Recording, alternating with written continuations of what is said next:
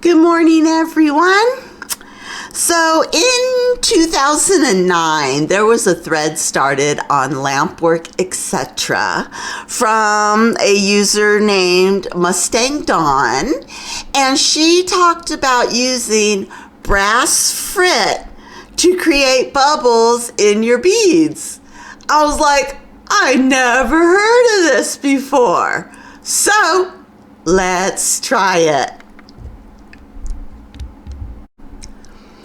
So our materials for today are brass frit and clear glass.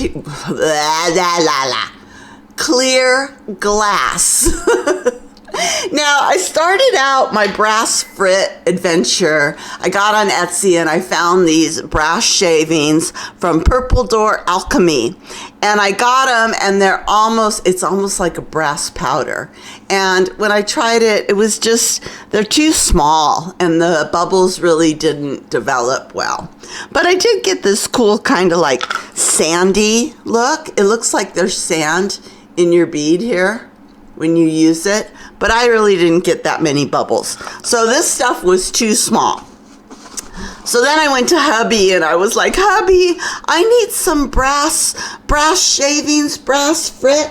And he said, oh, I need to run out and buy a new drill press. And he made this for me just out of some brass that I had laying around. So we just drilled holes in this chunk of brass I had, and we made these kind of shavings, which are a little bigger than the powder. And I got these little cool curly cues here that, yeah, that's a good effect. So this is what we're going to use. We're going to use my own homemade shavings. It doesn't take much, so don't feel like you have to go out and get a ton of brass clippings like this. I know what I saw online, it's like, buy a pound. And I was like, oh my God, a pound. I need like a teaspoon. So don't feel the need.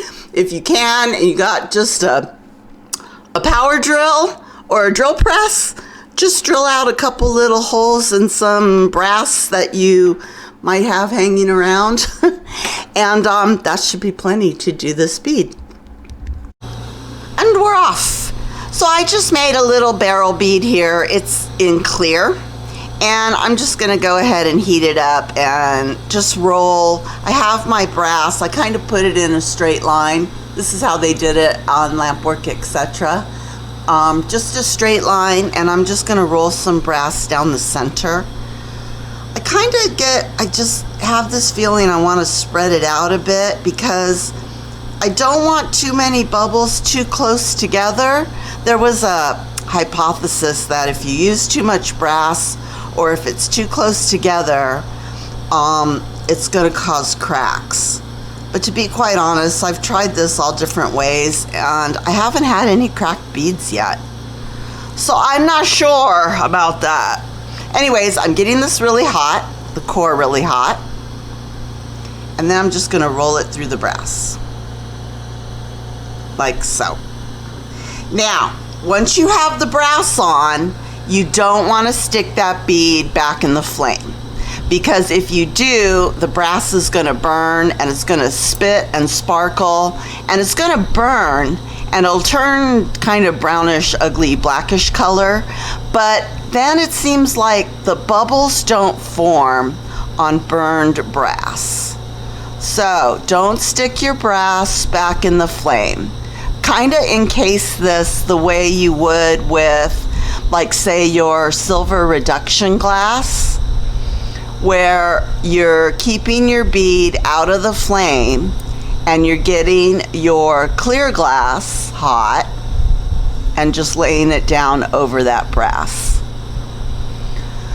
Like so. And the brass, it does kind of glow a little bit under that clear when it gets hot, but at least it's not burning and spitting and looking black and ugly. And then once you get your first layer on, I'm just going to continue encasing. I like these beads when they look like oval beads. So I'm going to go ahead and oval this out.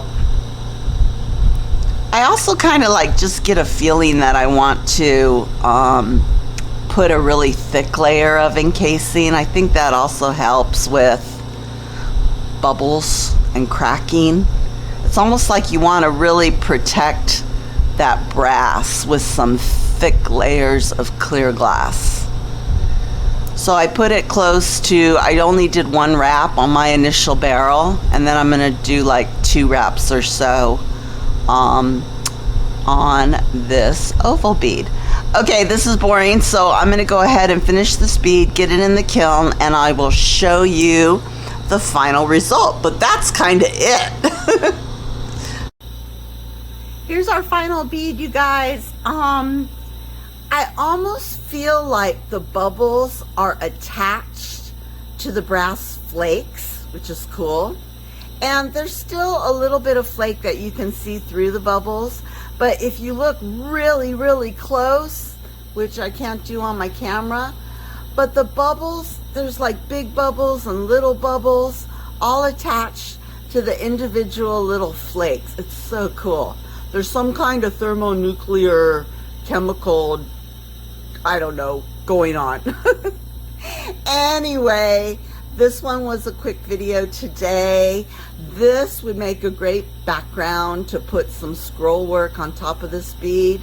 Again, I haven't seen any cracking going on, so I think this is a really cool little addition to your glass bead adventure. Have a great day, everybody. I will be back soon. See ya!